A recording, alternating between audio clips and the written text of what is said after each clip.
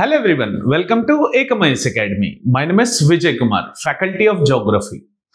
Have you ever thought why does India face droughts?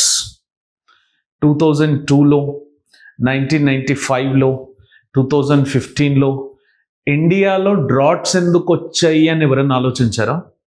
ఒకవేళ దీని reason thousands half kilometre దూరంలో Pacific ocean అని మీకు ఎప్పుడన్నా అనిపించిందా? అండ్ ఆ పెసిఫిక్ ఓషన్లో జరుగుతున్న కొన్ని రీజనల్ కాంపోనెంట్ ఆఫ్ చేంజ్ వల్ల గ్లోబల్ క్లైమేట్ ఇంపాక్ట్ అవుతుందని ఎప్పుడన్నా అనిపించిందా? Yes, the answer is El Nino. In this particular video, we are going to decode what is El Nino and what is the hidden mystery behind El Nino, because of which ఇండియాలో climatic significance ఉంటుందో మనం చూద్దాం. చాలా మంది hidden geography సిరీస్లో కింద comments చేయడం జరిగింది, ఎల్ నీనో మీద వీడియో చేయండి అని. And now the time comes to understand about L నీనో. Before you watch this particular video, watch until the last second so to get the clarity of this particular El Nino segment. అయితే ఈ El నీనో component అనే దాని definition కనుక first మనం observe చేసి తర్వాత mappings బేస్లోకి వెళ్దాం. Definition కనుక చూస్తే ఇది ఒక అబ్నార్మల్ వార్మింగ్ లాంటి సిచ్యువేషన్ అండి. Abnormal warming of see surface waters in central and eastern Pacific ocean near Peru and Ecuador. మనకు సౌత్ అమెరికాలో పెరు అండ్ ఈక్వెడర్ ఎక్కడైతే ఉన్నాయో ఆ సౌత్ అమెరికన్ వెస్టర్న్ సౌత్ అమెరికాలో అక్కడ అబ్నార్మల్ వార్మింగ్ వల్ల మనకి ఈ పర్టిక్యులర్ ఎల్ నీనో అనే కండిషన్ రావడం జరుగుతుంది. Actually it is a part of L నీనో అనేది ఒక బిగ్గర్ సైకిల్ పార్ట్ సార్. మనకు జనరల్గా ఎన్సో సర్క్యులేషన్ అని ఉంటుంది సార్ పెసిఫిక్ ఓషన్లో. అదేంటనేది నేను మీకు చూపిస్తాను, నార్మల్ ఇయర్స్కి ఎల్ నీనో ఇయర్స్కి ఎలా డిఫరెన్సియేషన్ ఉంటుందని. ఆ ఎన్సో ఇయర్స్లో ఉన్న భాగంలో ఈ పర్టికులర్ ఎల్ నీనో ఆ ఎన్సో పార్ట్ సార్. ఎన్సో అంటే El Nino plus southern oscillation combined అయి వచ్చే పార్ట్లో మనం ఎన్సో పార్ట్ అంటాం. అయితే ఈ El Nino plus southern oscillation that is ఎన్సోలో రెండు భాగాలు ఉంటాయి. ఎయిదర్ ఎల్ నీనో ఫినామినా ఉంటుంది, లేకపోతే లా నీనా ఫినామినా ఉంటుంది. అయితే మనం ఇప్పుడు మ్యాప్లో చూసి అసలు నార్మల్ ఇయర్స్కి ఎల్ నీనో ఇయర్స్కి ఏంటి తేడానో తెలుసుకుందాం. జనరల్గా ఆస్ట్రేలియా దగ్గర ఏముంటుందంటే సార్ మనకి వార్మ్ ఓషనిక్ కరెంట్స్ ఉంటాయి. వాటిని east Australian warm oceanic currents అంటాం సార్. అంటే east Australian warm oceanic currents ఉన్నాయంటే ఇక్కడ వార్మర్ వాటర్స్ ఉన్నాయని అర్థం. అయితే ఈ వార్మర్ వాటర్స్ అనేవి స్లోగా ఈ ఆస్ట్రేలియన్ ఓషనిక్ కరెంట్ త్రూ ఈ వార్మర్ వాటర్స్ అన్ని ఈ పర్టికులర్ సౌత్ అమెరికా వైపుగా ఇక్కడ కింద మనకు ఒక వెస్ట్ విండ్ డ్రిఫ్ట్ అనే కూల్ ఓషనిక్ కరెంట్ ఉంటుంది. వాటితో పాటు ప్యారలల్గా మూవ్ అయ్యి సౌత్ అమెరికన్ రీజియన్ దగ్గరికి వెళ్తూ ఉంటాయి. ఆ సౌత్ అమెరికన్ రీజియన్ దగ్గరికి ఒక 2 years 3 years 4 years 5 years సైకిల్లో ఇక్కడున్న వార్మ్ ఓషన్ వాటర్ కన్నా ఇక్కడున్న వార్మ్ ఓషన్ వాటర్ ఎక్కువ అయిపోయి దాని సినారియోస్ మారుతాయి. ఇక్కడ సింపుల్ ఎగ్జాంపుల్స్ చెప్తా వినండి. ఇక్కడ వార్మ్ ఓషన్ వాటర్ ఉన్నాయి సార్, ఎందుకంటే వార్మ్ ఓషనిక్ కరెంట్ ఉంది కాబట్టి. ఇక్కడ కోల్డ్ ఓషన్ వాటర్ ఉన్నాయి సార్, కోల్డ్ ఓషనిక్ కరెంట్ ఉంది కాబట్టి. అయితే ఇక్కడ వార్మ్ ఓషన్ ఉండడం వల్ల మనకి లో ప్రెషర్ ఏరియాస్ అనేవి ఇక్కడ డెవలప్ అవుతాయి. ఇక్కడ లో ప్రెషర్ ఏరియాస్ డెవలప్ అయినప్పుడు ఏమవుతాయి అంటే ఆస్ట్రేలియా నుంచి ఇలా విండ్ పైకి రైజ్ అయ్యి any rising air column will create cloud formation. దానివల్ల ప్రెసిపిటేషన్ పడి ఆ విండ్ అనేది ఈ సౌత్ అమెరికన్ కోస్ట్ దగ్గరికి వెళ్ళి డిసెండ్ అయ్యి ఇక్కడ హై ప్రెషర్ క్రియేట్ చేస్తుంది. అంటే ఇక్కడ వార్మ్ వాటర్స్ లో ప్రెషర్స్, ఇక్కడ కోల్డ్ వాటర్స్ హై ప్రెషర్స్. జనరల్గా విండ్ ప్యాటర్న్స్లో విండ్స్ అనేవి high pressures to low pressures move అవ్వడం జరుగుతాయి. అయితే ఇక్కడ కూడా ఈ సినారియోలో ఏం జరుగుతాయంటే సౌత్ అమెరికా దగ్గర హై ప్రెషర్ ఉండి ఆస్ట్రేలియా దగ్గర లో ప్రెషర్ ఉండడం వల్ల ట్రేడ్ విండ్స్ అనేవి మనకి సౌత్ అమెరికా నుంచి ఆస్ట్రేలియా వైపుగా మూవ్ అవుతూ ఉంటాయి. ఇక్కడ యారో మార్క్తో రిజెంబుల్ చేస్తూ ఉన్నారు చూడండి. అట్లా ట్రేడ్ విండ్స్ ఏం చేస్తాయి అంటే ఆస్ట్రేలియా వైపుగా వార్మ్ ఓషనిక్ వాటర్స్ని పుష్ చేస్తాయి. సో సదర్న్ పెసిఫిక్ ఓషన్లో ఈ పర్టికులర్ సినారియో ఏదైతే జరుగుతుందో దీన్ని మనం వాకర్ సర్క్యులేషన్ అంటాం. అయితే ఈ వాకర్ సర్క్యులేషన్ అనేది నార్మల్ ఇయర్గా క్యాలిక్యులేట్ చేస్తాం సార్. ఇక్కడ వాకర్ సర్క్యులేషన్ ఉండడం వల్ల ఏం జరుగుతుందంటే ఇక్కడ వార్మర్ వాటర్స్ అన్నీ కూడా towards this Indian ocean push అయ్యి ఇండియన్ ఓషన్లో కూడా లో ప్రెషర్స్ డెవలప్ అవడం వల్ల మనకి మాన్సూన్స్ అనేది రైట్ టైంలో రావడం జరుగుతాయి. అంటే ఇక్కడ వార్మ్ వాటర్ లో ప్రెషర్, ఇక్కడ కూల్ వాటర్ హై ప్రెషర్ ఉంటే నార్మల్ కండిషన్, దాన్ని వాకర్ సర్క్యులేషన్ అంటున్నాం. ఆ వాకర్ సర్క్యులేషన్ కండిషన్ లో ఇండియాలో మంచి మాన్సూన్స్ వస్తాయి అని అర్థం. ఇప్పుడు దీని కండిషన్ రివర్స్ అయితే మనకి ఎన్సో సర్క్యులేషన్ వస్తాయి. ఎన్సో సర్క్యులేషన్ వచ్చినప్పుడు ఏం జరుగుతుందంటే ఇక్కడ ఉన్న ప్రెషర్ చేంజెస్ అనేవి అవుతాయి సార్. అయితే నేను మాట్లాడినట్టు ఈ వార్మర్ వాటర్స్ అన్ని ఇటువైపు పుష్ అవుతా ఉన్నాయి అని చెప్తా ఉన్నాం. అయితే ఆ పుష్ ఎందుకు అవుతాయి అంటే ఈ వార్మ్ ఓషనిక్ వాటర్స్ అన్ని ఈ వాటర్స్ ని తీసుకెళ్లి ఇక్కడ అక్యుములేట్ చేయడం వల్ల కొన్ని సినారియల్ కండిషన్స్ వల్ల ఆ ఎన్సో లార్జ్ స్కేల్ కండిషన్ వల్ల ఈ సౌత్ అమెరికా కోస్ట్ లో వార్మ్ ఓషనిక్ వాటర్ ఎక్కువ ఉండి ఈ ఆస్ట్రేలియన్ అండ్ ఇండోనేషియన్ రీజియన్ దగ్గర కూల్ ఓషనిక్ వాటర్ ఉంటాయి. అంటే ఇక్కడ వార్మ్ ఓషనిక్ వాటర్ ఉన్నాయి కాబట్టి ఇప్పుడు ఇక్కడ ఏమవుతుంది sir, rising air column, cloud formation, precipitation, అది వెళ్ళి ఇప్పుడు ఆస్ట్రేలియా దగ్గర డిసెండ్ అవుతుంది. ఆస్ట్రేలియా దగ్గర హై ప్రెషర్, మరి విండ్స్ ఎక్కడి నుంచి మూవ్ అవ్వాలి సార్, హై ప్రెషర్ టు లో ప్రెషర్ కదా. అందుకే ఆస్ట్రేలియా నుంచి సౌత్ అమెరికా వైపుగా ఈ విండ్స్ మూవ్ అయ్యి ఆ వార్మర్ వాటర్స్ అన్నిటిని ఇటు తీసుకొచ్చి అక్యుములేట్ చేయడం జరుగుతుంది.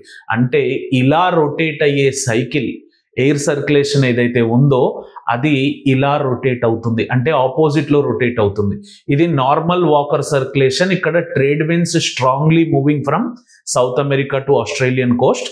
ఇక్కడ weaker trade winds which are moving from Australia to South American coast. Scenario reverse అయిపోయింది. అంటే ప్రెషర్ చేంజెస్ అవ్వడం వల్ల, ప్రెషర్ చేంజెస్ ని మనం సదర్న్ ఆసిలేషన్ అంటాం. విండ్స్ అనేవి తన యొక్క డైరెక్షన్ ని చేంజ్ చేసుకున్నాయి, దాన్ని ఎల్నినో అంటాం. ఇవి ఎన్సో ప్యాటర్న్ లో, అంటే ఎల్నినో సదర్న్ ఆసిలేషన్ ఒకటేసారి వస్తాయి కాబట్టి దాన్ని ఎన్సో ప్యాటర్న్ లో ఎల్నినో లానినా కండిషన్స్ అనేవి వస్తాయి.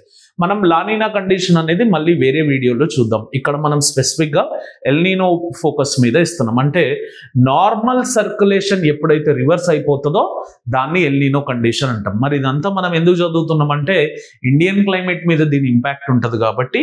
ఇప్పుడు ఇక్కడ ఆస్ట్రేలియాలో లో ప్రెషర్ ఉన్నప్పుడు ఇక్కడ లో ప్రెషర్ మాన్సూన్స్ వచ్చినాయి. మరి ఆస్ట్రేలియాలో ఇక్కడ హై ప్రెషర్స్ ఉన్నాయి కదా ఇప్పుడు, అంటే ఇండియన్ ఓషన్ లో కూడా హై ప్రెషర్ కంటిన్యూ అయిపోయి we will be having weaken up of monsoons. అంటే మనకి ఆ ఎన్సోలో ఎల్నినో ఫినామినా వచ్చినప్పుడు మాన్సూన్స్ అనేవి వీక్ అవ్వడం జరుగుతాయి.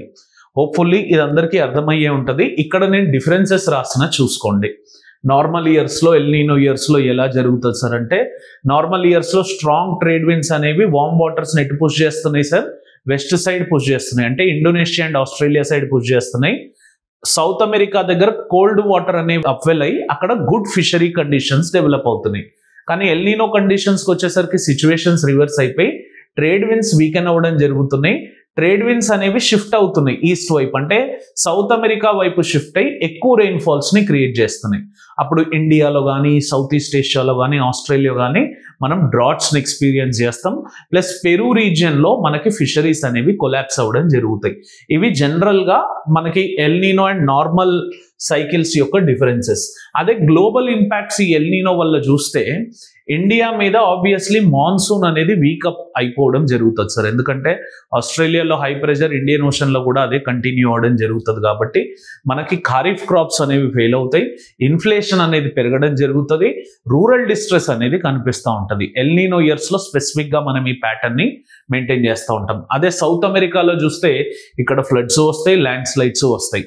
ఆస్ట్రేలియాలో డ్రాట్స్ వస్తాయి. ఆస్ట్రేలియాలో, సౌత్ ఈస్ట్ ఏషియాలో డ్రాట్స్, బుష్ ఫైర్స్ అనేవి వస్తూ ఉంటాయి. గ్లోబల్ ఓషన్స్ లో జనరల్ గా కోరల్ బ్లీచింగ్ ఎక్కువ జరగడం, అట్లాంటిక్ లో, పెసిఫిక్ లో, ఇండియన్ ఓషన్ లో సైక్లోన్ యొక్క ప్యాటర్న్ మారడం, సైక్లోన్ యొక్క సివియారిటీ, సైక్లోన్ యొక్క అన్యూజువల్ టైమింగ్ అనేది మనకి జనరల్ గా కనిపిస్తూ ఉంటది. మీరు ఎప్పుడన్నా ఎల్నినో గురించి అడిగి దాని యొక్క ఇంపాక్ట్స్ రాస్తే ఇలా నీట్ గా క్రిస్టల్ క్లియర్ గా రాసే ప్రయత్నం చేయండి ఆన్సర్ లో. అయితే ఈ పర్టికులర్ సెగ్మెంట్ లో ఇండియన్ కేస్ స్టడీస్ కొన్ని తీసుకుంటే 1975లో, 1972లో, 2002లో, 2009లో, 2015లో మనకు మేజర్ డ్రాట్స్ వచ్చినాయి సార్. ఈ డ్రాట్స్ అన్నిటికీ గల డ్రాట్కి ఎన్నో రీజన్స్ ఉండొచ్చు, కానీ ఈ ఇయర్లో వచ్చిన డ్రాట్స్కి డైరెక్ట్గా ఎల్నినో కారణం అని చెప్పి ఇండియన్ మెటీరియలాజికల్ డిపార్ట్మెంట్ ప్రకటించడం జరిగింది. 2023-2024లో El Nino has created rainfall shortage. Monsoon అనేది 6% తక్కువ పడడం జరిగింది. దానివల్ల ఖరీఫ్ క్రాప్స్ యొక్క ప్రొడక్టివిటీ మీద మనకి ఇంపాక్ట్ క్రియేట్ చేయడం జరిగింది. ఆ సంవత్సరాలలో మనం చూసుకుంటే ఆ ఖరీఫ్ క్రాప్స్ అనేవి they have increased with inflated prices.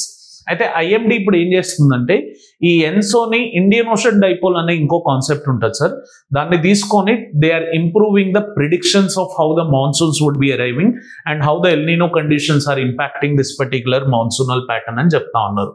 అయితే మనం ఈ ఎల్నినో నుంచి తప్పించుకోవడానికి ఏం చేయొచ్చు అంటే కొన్ని short term and long term goals ఉన్నాయి సార్. షార్ట్ టర్మ్ లో ఐఎండి ఎర్లీ వార్నింగ్ సిస్టమ్స్ ని డెవలప్ చేయాలి సార్, సో దట్ ముందే ప్రిడిక్ట్ చేస్తే రైతులు రెడీగా ఉంటారు. అండ్ అగ్రో అడ్వైజరీస్ అనేవి ఫార్మర్స్ కి రెగ్యులర్ గా SMS త్రూ కానీ వాట్సాప్ మెసేజెస్ త్రూ కానీ పంపించడం జరగాలి. క్రాప్ ఇన్సూరెన్స్ అనేది జరగాలి, మనకు ఆల్రెడీ ఇండియాలో ఉంది, దాని ఎఫెక్టివ్ ఇంప్లిమెంటేషన్ జరగాలి. ప్రధాన్ మంత్రి ఫసల్ బీమా యోజన ఇంకా ఎఫెక్టివ్ గా ఇంప్లిమెంట్ చేస్తే అది షార్ట్ టర్మ్ గోల్లోకి వస్తుంది. అదే లాంగ్ టర్మ్ గోల్లో తీసుకుంటే క్లైమేట్ రెసిలియంట్ అగ్రికల్చర్ని డెవలప్ చేయాలి, డ్రాట్ రెసిస్టెంట్ క్రాప్స్ని జనరేట్ చేస్తూ ఉండాలి, వాటర్ కన్జర్వేషన్ మెథడ్స్ త్రూ వర్షం తక్కువ వచ్చినప్పుడు డ్రిప్ ఇరిగేషన్, స్ప్రింకిల్ ఇరిగేషన్ ఎలా యూజ్ చేయాలి, చెక్ డ్యామ్స్ని ఎలా వాడుకోవాలి అని చెప్పి దాని మీద we have to do a greater research as such. And regional cooperation for food security, south Asian blocks కానీ సౌత్ ఈస్ట్ ఏషియన్ బ్లాక్స్ కానీ బీమ్స్టెక్ కానీ ఇవి రీజనల్ కోఆపరేషన్ చేస్తూ ఎల్నినో ఇంపాక్ట్ ఉన్న కంట్రీస్ అన్నీ కూడా ఒకదానికి ఒకటి సహాయపడే విధంగా ఉండాలి. ఇవన్నీ లాంగ్ టర్మ్ గోల్ కేటగిరీస్లోకి వస్తాయి సార్. ఇక్కడ చూస్తే ఎల్నినో అండ్ లానినా మీద డిఫరెన్సెస్ ఇచ్చున్నారు సార్. ఎల్నినో అనేది నేను ఆల్రెడీ ఎక్స్ప్లెయిన్ చేస్తున్నా, warming of central east Pacific waters, trade winds weaken and change their direction, weakens Indian monsoon and reduces rainfall, which occurs every 2 to 7 years, usually late in the year. కానీ ఇప్పుడు El Niño conditions global warming వల్ల every alternate years వస్తాయని చెప్తా ఉన్నారు. Food crop failures అనేవి జరుగుతాయి. దీని opposite condition La Niña, అంటే నార్మల్ ఇయర్లో జరిగే వర్షం కన్నా ఎక్స్ట్రీమ్ కండిషన్స్. నార్మల్ ఇయర్లో ఏం జరుగుతుంది సార్, ఆస్ట్రేలియాలో వర్షాలు పడతాయి, కానీ లానినా కండిషన్లో ఎక్స్ట్రీమ్ ఫ్లడ్స్ వస్తాయి. లానినా కండిషన్లో ఇండియన్ మాన్సూన్లో కూడా మనకి ఎక్స్ట్రీమ్ ఫ్లడ్స్ రావడం జరుగుతాయి. ఇలా ఎల్నినో అండ్ లానినా డిఫరెన్సెస్ ఒక్కసారి ఇవి చదువుకుంటే సరిపోతుంది. Or else you can use some AI tool to make a structured column for this particular El Nino and La Nina difference, so that we will be having some content to write the answers. Hopefully అందరికీ ఇప్పుడు L నీనో అంటే ఒక చిన్న clarity వచ్చి ఉంటుంది. మీకు గనక ఈ వీడియో నచ్చుంటే లైక్ చేయండి, షేర్ చేయండి, కమెంట్ చేయండి. ఇంకా ఇలాంటి ఎన్నో వీడియోలు కావాలనుకుంటే మీ యొక్క టాపిక్ లిస్ట్ని కమెంట్ బాక్స్లో పెట్టండి. We would be appreciating and acknowledging that particular content. Subscribe to Ekam IAS Academy channel. Click on the bell icon for continuous notifications. Thank you for watching this video. Have an awesome day. Jai Hind.